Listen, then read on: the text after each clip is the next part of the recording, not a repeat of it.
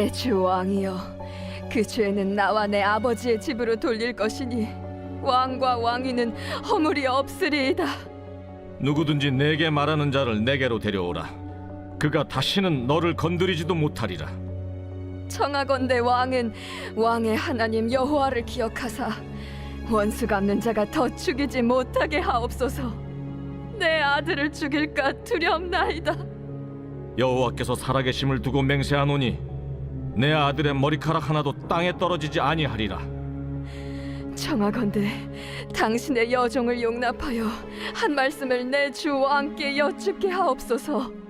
말하라. 그러면 어찌하여 왕께서 하나님의 백성에게 대하여 이 같은 생각을 하셨나이까? 이 말씀을 하심으로 왕께서 죄 있는 사람같이 되심은 그 내쫓긴 자를 왕께서 집으로 돌아오게 하지 아니하심이니이다. 우리는 필경 죽으리니 땅에 쏟아진 물을 다시 담지 못함 같을 것이오나 하나님은 생명을 빼앗지 아니하시고 방책을 베푸사 내쫓긴 자가 하나님께 버린 자가 되지 아니하게 하시나이다. 이제 내가 와서 내 주 왕께 이 말씀을 여쭙는 것은 백성들이 나를 두렵게 하므로 당신의 여종이 스스로 말하기를 내가 왕께 여쭈오면 혹시 종이 청하는 것을 왕께서 시행하실 것이라 왕께서 들으시고 나와 내 아들을 함께 하나님의 기업에서 끊을 자의 손으로부터 주의 종을 구원하시리라 함이니이다. 당신의 여종이 또 스스로 말하기를 내 주 왕의 말씀이 나의 위로가 되기를 원한다 하였사오니 이는 내 주 왕께서 하나님의 사자같이 선과 악을 분간하심이니이다. 원하건대 왕의 하나님 여호와께서 왕과 같이 계시옵소서. 여러분 반갑습니다. 오늘도 큐티로 여는 기막힌 하루입니다. 오늘 나눌 말씀은 사무엘하 14장 9절에서 17절 말씀으로 내쫓긴 자라는 제목의 말씀을 나누도록 하겠습니다. 갈등과 문제가 생길 때 우리는 하나님의 뜻을 기다리기보다 인간의 방법으로 서둘러 상황을 봉합하려고 합니다. 눈물과 감정에 호소하고 개선적인 논리를 앞세우고 그렇게 만든 평화가 오래도 가지 못합니다. 죄와 상처의 본질을 남긴 채 하나님이 다루실 문제를 사람이 대신한다면 반드시 더 큰 부작용이 따르게 되는 것입니다. 오늘 본문에서는 유학가 드고아의 여인이 거짓 사연과 감정적인 선동으로 다윗 왕의 평정심을 흔들게 됩니다. 분별력을 잃은 다윗은 하나님의 공의가 아닌 인간의 동정심으로 아들 압살롬을 불러들이는 실책을 범하게 되는 것입니다.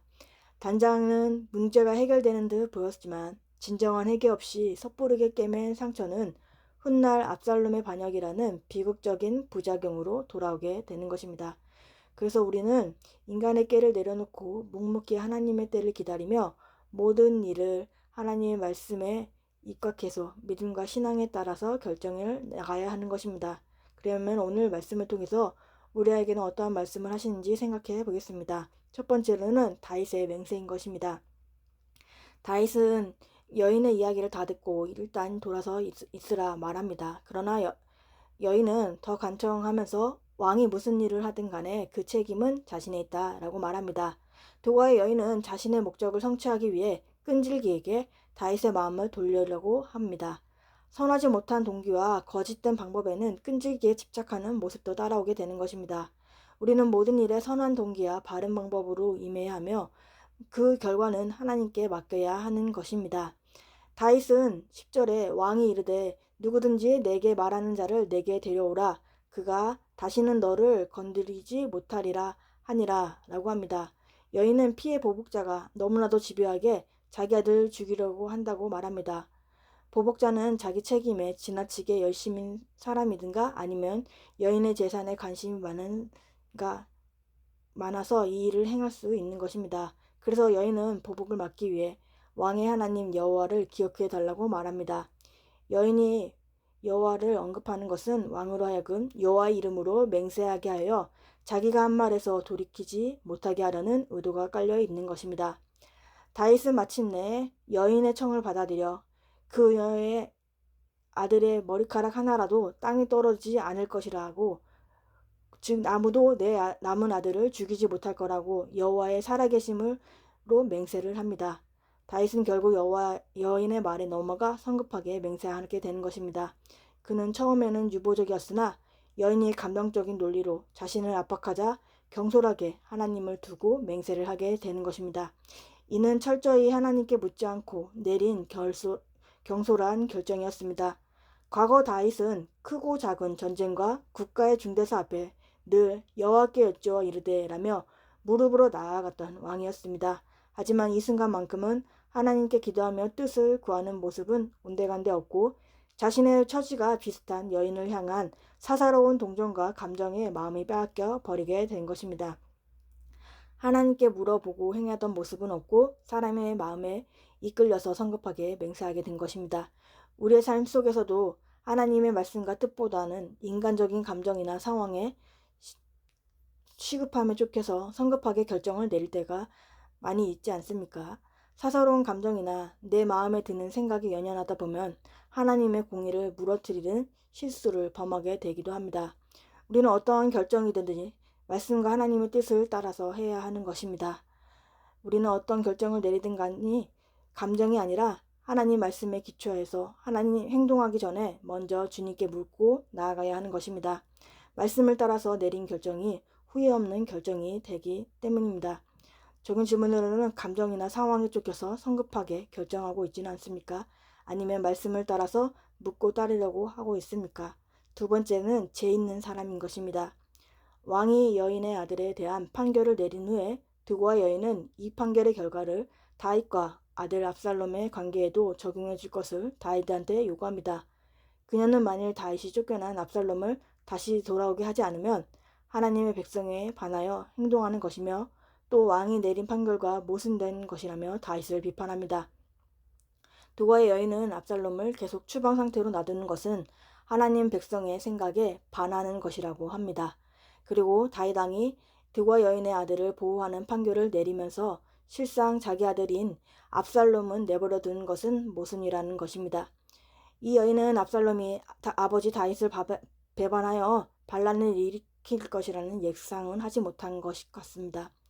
두고 여인은 다윗이 착각하고 있는 두 가지를 지적합니다. 첫 번째, 우리는 모두 죽는다. 암놈이 죽은 것은 일찍 죽은 것뿐이 결코 우리가 피할 수 있는 일을 당한 것이라고 말합니다. 그래서 여인은 14절에 우리는 필경 죽으리니 땅에 쏟은 물을 다시 모을 수 없음 같으니라 라고 말합니다. 죽음은 마치 땅에 쏟아진 물과 같아서 다시 담을 수 없다 라고 말합니다. 두 번째는 하나님은 내어 쫓긴 자라도 버림받지 않게 하십니다. 라면서 14절에 하나님은 생명을 빼앗지 않으시고 방책을 베푸사 내쫓긴 자가 하나님의 버린 자가 되지 않게 하시나니 라고 합니다. 하나님은 생명을 뺏기를 즐겨 하지 않으시고 쫓겨간 자를 다시 돌아오게 하는 방책을 내시는 분이라고 합니다. 하나님의 참된 자비와 방책은 반드시 죄에 대한 직면과 철저한 회개를 전제로 하고 있습니다. 그러나 여인의 논리에는 압살롬이 죄를 뉘우쳐야 한다는 조건이 생략이 되어 있습니다. 사람은 죽는 존재지만 하나님은 사람을 의도적으로 죽게 내버려 두시는 분이 아닙니다. 결국 하나님은 쫓겨난 자를 쫓겨난 상태로 버려두지 않고 다시 돌아오도록 해서 그 생명을 살리는 의도를 가지신 분이라는 것입니다. 여인은 요압이 자기에게 맡긴 압살롬을 돌아오게 하는 일이 반드시 이루어지도록 생명을 살리는 하나님의 의도까지 언급하며 다윗에게 말을 하고 있는 것입니다. 생명을 주관하시는 하나님에 대한 신학적인 성철이기보다는 압살롬을 데려오는 것이 하나님의 뜻이라는 다소 자의적인 해석을 담고 있어 의도적인 말인 것입니다. 설명이 매우 설득력 있고 타당해 보이는 것입니다. 그러나 여인이 언급하는 하나님의 공의는 상황을 왜곡한 자의적인 해석인 것입니다. 여인은 하나님의 긍휼을 말하면서도 압살롬의 죄와 회개 그리고 합당한 징계의 문제는 다루지 않습니다.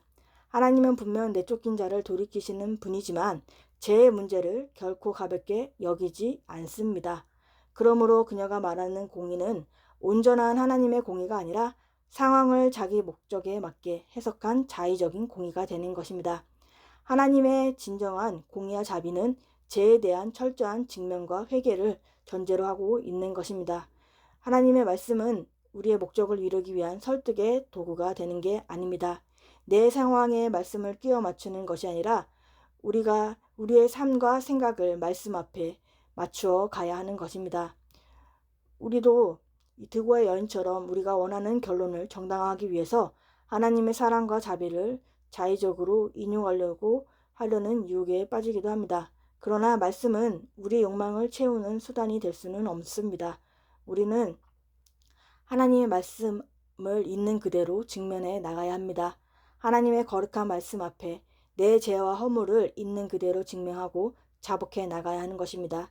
진정한 회복은 죄를 임시 방편으로 덮어버리는 인간적인 타협이 아니라 공의로운 말씀 앞에 죄를 자복하고 회개하는 우리가 되는 것입니다.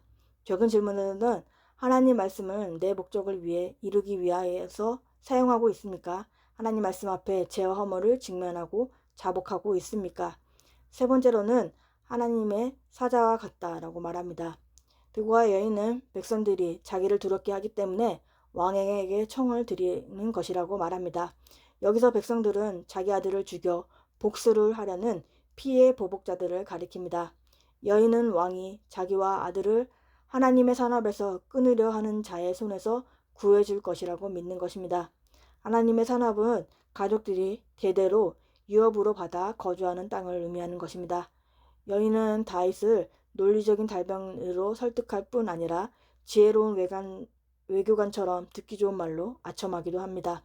17절에 내 주 왕은 하나님의 사자와 같이 선과 악을 분간하시니이다. 아멘. 그녀는 왕을 선과 악을 모든 것을 분별하는 하나님의 천사로 비유합니다. 다윗을 신적인 존재로 견주는 아부까지 하는 것입니다. 이렇게 다윗을 높이는 이것은 그가 선과 악을 분간할 수 있는 사람이라 하기 위한 것입니다. 선과 악은 쌍으로 이루는 단어로 모든 것을 의미하는 개념입니다. 그러나 여기서는 옳은 것과 그른 것을 분별하여 의로운 판단을 내리는 것을 의미합니다. 여인은 다윗이 올바른 판결을 내려줄 거라는 기대를 하는 것입니다. 그러면서 여인은 다윗에게 아첨을 합니다. 하나님의 사자처럼 선과 악을 분간한다고 높이는 것입니다. 그러나 여인이 한 말의 동기가 순수하지는 못하는 것입니다. 목적한 바를 이루기 위한 아첨이기 때문입니다. 아첨은 판단을 흐리게 합니다. 눈을 흐리게 하고 귀를 어둡게 하는 것입니다. 귀를 즐겁게 하는 아첨은 바른 판단을 하는데 가장 조심해야 할 위험 요소가 되는 것입니다. 존 버년의 철로의 역정이라는 책이 있습니다. 그 본문에 보면은 순례자들이 똑같은 이 모습이 나오는데요. 크리스천이 갈림길에서 방황할 때 몸에서 눈부신 광채가 나는 흰 옷을 입은 한 남자가 다가와 나를 따르라며 감미로운 말로 그들을 인도합니다. 그러나 그 달콤한 소리를 따라갔던 순례자들의 결말은 온 몸이 꼼짝달싹할 수 없을 정도로 얽매이는 무서운 그물 속이었습니다. 그제야 그들을 둘러쌌던 흰옷이 벗겨지고 그의 정체가 사탄의 대리인 아첨꾼이었음에 폭로가 되는 것입니다. 그물에 갇혀 통곡하고 있는 그들에게 채찍을 들고 나타난 하나님의 천사는 준엄하게 꾸짖으면서 잠언 29장 5절에 너희는 이웃에게 아첨하는 것은 그 발 앞에 그물을 치는 것이라 라는 말씀을 잊었냐 라고 말을 하고 있습니다. 아첨은 희고 깨끗한 옷을 입고 다가와 우리를 칭찬하며 인도하는 듯 하지만 정신을 차려보면 빠져나갈 수 없는 그늘 속에 갇히게 만드는 것입니다. 다윗이 드고와 여인에게 마음이 움직여서 그의 말을 듣게 된 그 결과가 참담하게 됩니다. 이런 면에서 우리는 우리의 귀에 즐거운 얘기, 마음을 움직이는 감성적인 얘기에 너무 민감하지 않는지를 살펴봐야 합니다. 우리의 감성을 움직이는 감동적인 이야기가 언제나 좋은 결과만은 갖고 오지는 않습니다. 이러한 이야기는 사람을 미혹하고 그 사람을 자기 일을 이루는 도구로 사용하는 의도로 가질 수도 있는 것입니다. 우리는 삶의 자리에서 우리의 안전과 유익 혹은 우리가 원하는 만족을 위해 타인에게 거짓 칭찬을 건네거나 영적인 면본을 내세워서 상황을 우리 뜻대로 통제하려고 하는 때가 얼마나 많이 있지 않습니까? 그러나 죄의 문제를 덮어둔 채 인간의 달변과 아첨, 조정으로 만들어낸 평화는 결코 오래가지 못합니다.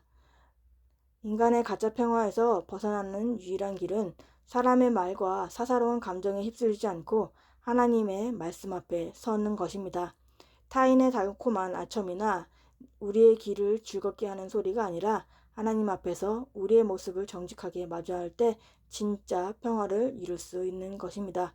적은 질문으로는 우리는 결정을 내릴 때 사람의 말과 감정에 더 영향을 받습니까? 아니면 하나님의 말씀에 더 영향을 받습니까? 6월 18일 보수상자입니다. 복음은 미리 맞는 예방주사입니다. 결혼, 취업, 입학을 하는 자녀에게 내가 앞으로 싸워 이겨야 할 것이 이렇게 많다고 가르쳐 주어야 합니다. 무조건 잘해줄 거야. 잘해주지 않으면 이혼해. 그런 직장은 뭐하러 다녀? 이러면 믿음으로 취할 것이 하나도 없습니다. 다 같이 기도하겠습니다. 하나님 아버지 감사합니다. 오늘도 말씀에 허락해 주심에 감사합니다. 우리가 어떠한 결정이든지 하나님 말씀과 뜻을 따라서 행하는 우리가 되기를 원합니다. 우리는 어떤 결정을 내리든 감정이 아니라 말씀에 기초하여서 묻고 나아가길 원합니다. 성급하게 감정에 휩쓸려서 결정하지 않게 하여 주옵소서. 또한 우리의 감정이 마음에 드는 생각에 연연하다가 하나님의 공의를 무너뜨리는 실수를 범하지 않게 하여 주옵소서. 말씀을 내 목적을 위해서 사용하지 않게 하여 주옵소서. 우리의 상황에 맞춰서 말씀을 끼워 맞추는 게 아니라 우리가 삶과 생각을 말씀 앞에 맞추어 가는 우리가 되기 원합니다. 하나님의 말씀을 그대로 직면하고 자복하며 나아가기로 합니다.